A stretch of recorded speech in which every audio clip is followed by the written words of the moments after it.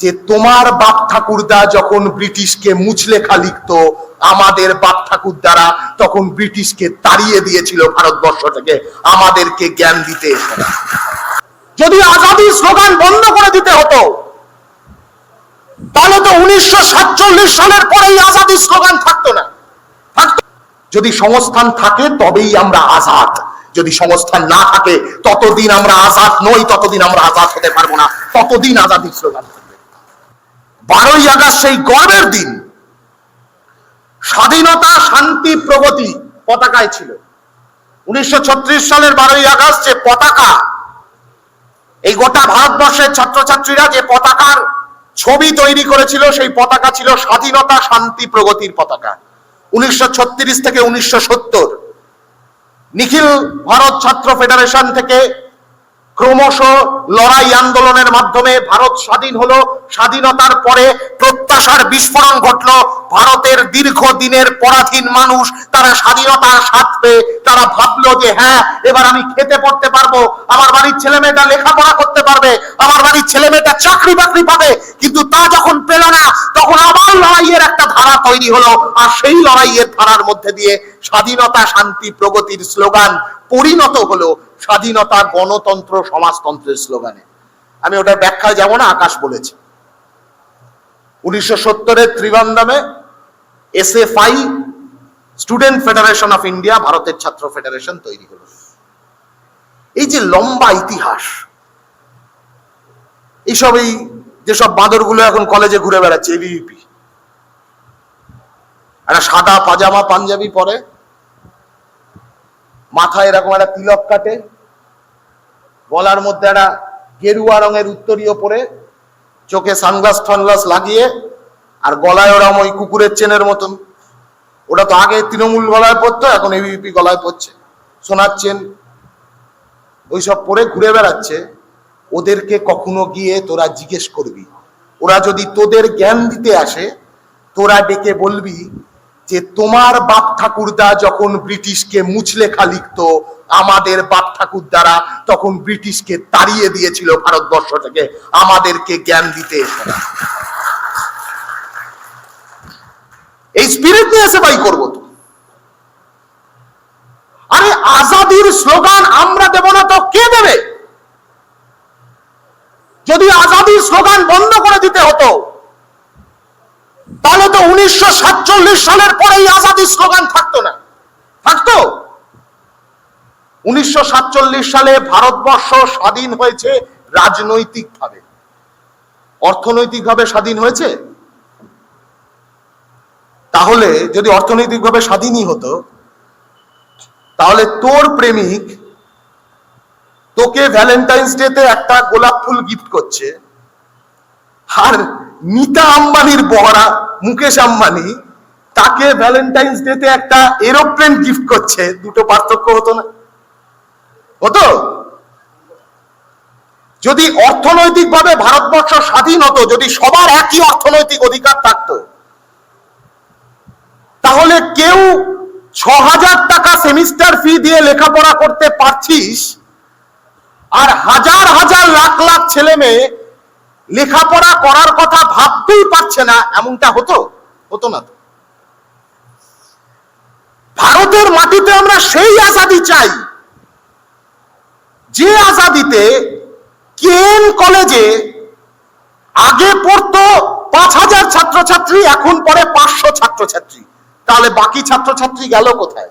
তোদেরই বন্ধু বান্ধব পাড়ার মধ্যে দেখবি উচ্চ মাধ্যমিক পাশ করবার পরে বাধ্য হয়েছে অল্প মজুরির একটা কাজ নিয়ে অন্য রাজ্যে গিয়ে মজুর খাটতে বাধ্য হয়েছে।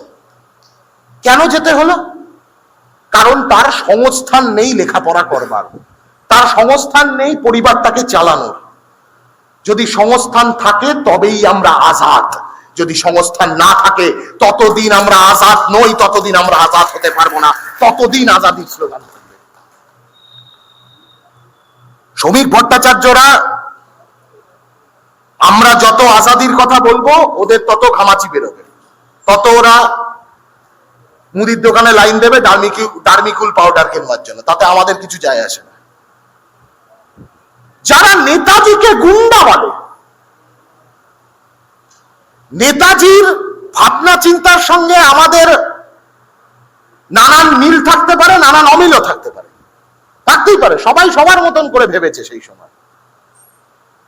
কিন্তু নেতাজির দেশপ্রেম, একটা মানুষ দেশের জন্য একের পর এক দেশ ঘুরে বেরিয়েছে, ঘুরে বেরিয়ে এই দেশকে বাঁচানোর জন্য মানুষকে জড়ো করতে থেকেছে।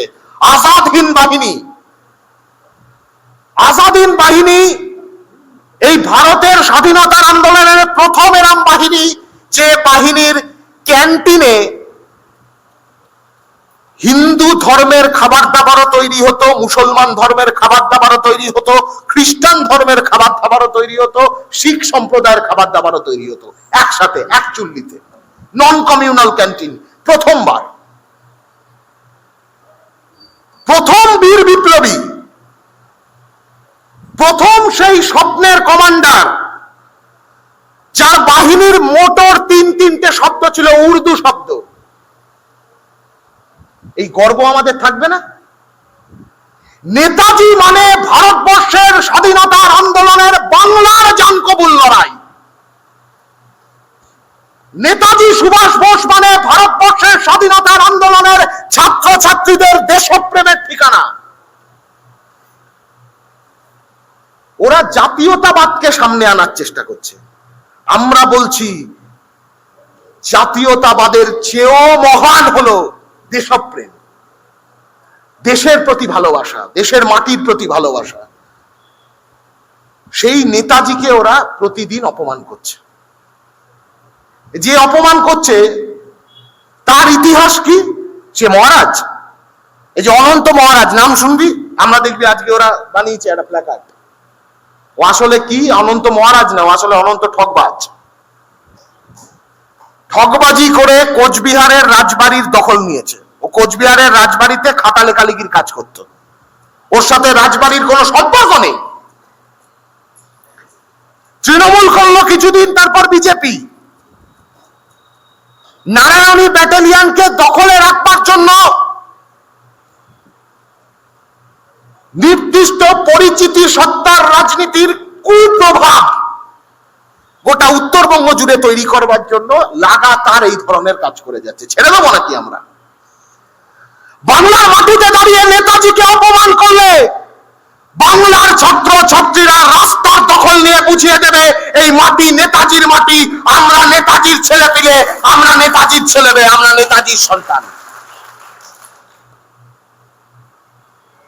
গোটা পশ্চিমবাংলা ধরে স্বাধীনতার লড়াইয়ের ইতিহাসকে বিকৃত করবার চেষ্টা করে যাচ্ছে। শ্যামাপ্রসাদ নিয়ে লাফালাফি। যে শ্যামাপ্রসাদ এই যে কেন কেন কেন বিকৃত করতে চাইছে, কারণ আরএসএস এর কোনো উপায় নেই। স্বাধীনতার আন্দোলনে আরএসএস এর কোনো অংশগ্রহণ নেই। এখন সেটা ধামাচাপা দিতে ওরা বাধ্য হচ্ছে। রিকনস্ট্রাকশন অফ হিস্ট্রি, ইতিহাসের পুনর্লিখন ছাড়া ভারতবর্ষের স্বাধীনতার আন্দোলনে আরএসএস কে কেউ কোথাও খুঁজে পাবে না। সেই কারণে ওদের লক্ষ্য ইতিহাসটাকে নতুন করে লেখা। এই যে বলছে না ইতিহাসের সিলেবাস বদলে দেবে, বলেছে দেখবি ইতিহাসের সিলেবাস বদলে দেবে। কেন? কারণ কিছু গাঁজাখুরি না ঢোকাতে পারলে ওরা বারবার এই প্রশ্নের মুখে পড়ে যাচ্ছে যে তুমি আরএসএস কোথায় ছিলে যখন ভারতবর্ষের লক্ষ লক্ষ মানুষ তারা একজোট হয়েছিল ব্রিটিশকে তাড়ানোর জন্য। শ্যামাপ্রসাদ মুখার্জি ব্রিটিশের সঙ্গে যোগসাজশ করে সরকার চালিয়েছে। ওই সময় বঙ্গীয় প্রাদেশিক সরকার যোগসাজশ করে চালাত। শ্যামাপ্রসাদ মুখার্জি ধরিত্রী মজুমদার এবং উমাপদ ভট্টাচার্যকে বেতের আঘাতে অজ্ঞান করে দিয়েছিল, বেত মারতে মারতে। কারণ এই দুই ছাত্র তারা কলকাতা বিশ্ববিদ্যালয়তে ব্রিটিশের ইউনিয়ন জ্যাক পতাকাকে স্যালিউট করতে রাজি হয়নি। তাই